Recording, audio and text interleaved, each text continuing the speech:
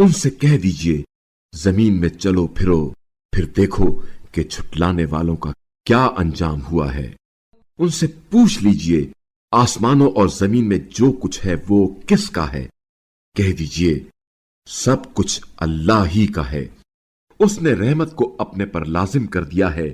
वो तुम सबको कयामत के दिन, जिसके आने में कोई शक नहीं, जरूर ब जरूर जमा करेगा। जिन्होंने अपने आप को खसारे में डाल रखा है वो ईमान नहीं लाएंगे, और जो मखलूक रात और दिन में बसती है वो सब अल्लाह की है, और वो बड़ा सुनने वाला जानने वाला है। कह दीजिए, क्या मैं आसमानों और जमीन के खालिक अल्लाह को छोड़कर किसी और को अपना आका बनाऊं, जबकि वही खिलाता है और उसे खिलाया नहीं जाता।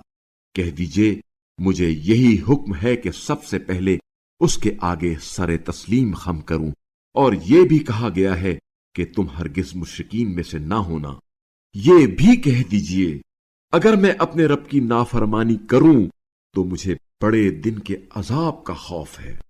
जिस शख्स से उस रोज ये अजाब टाल दिया गया, उस पर अल्लाह ने बड़ा ही रहम किया, और यही नुमाया कामयाबी है। और अगर अल्लाह तुम्हें जरर पहुंचाए तो खुद उसके सिवा उसे दूर करने वाला कोई नहीं, और अगर वो तुम्हें कोई भलाई अता करे तो वो हर चीज पर कादिर है, और वही अपने बंदों पर गालिब है, और वही बड़ा हिकमत वाला बाखबर है। कह दीजिए, गवाही के लिहाज से कौन सी चीज सबसे बड़ी है। कह दीजिए, अल्लाह ही मेरे और तुम्हारे दरमियान गवाह है, और ये कुरान मेरी तरफ बजरिए वही नाजिल किया गया है ताकि मैं तुम्हें और जिस तक ये पैगाम पहुंचे सबको तंबीह करूं। क्या तुम ये गवाही देते हो कि अल्लाह के साथ कोई और माबूद है? कह दीजिए, मैं तो ऐसी गवाही नहीं देता।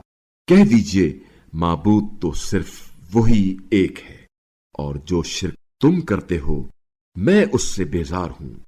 जिन्हें हमने किताब दी है वो इस रसूल को ऐसे पहचानते हैं जैसे अपने बेटों को पहचानते हैं। जिन्होंने अपने आप को खसारे में डाल रखा है, बस वही ईमान नहीं लाएंगे।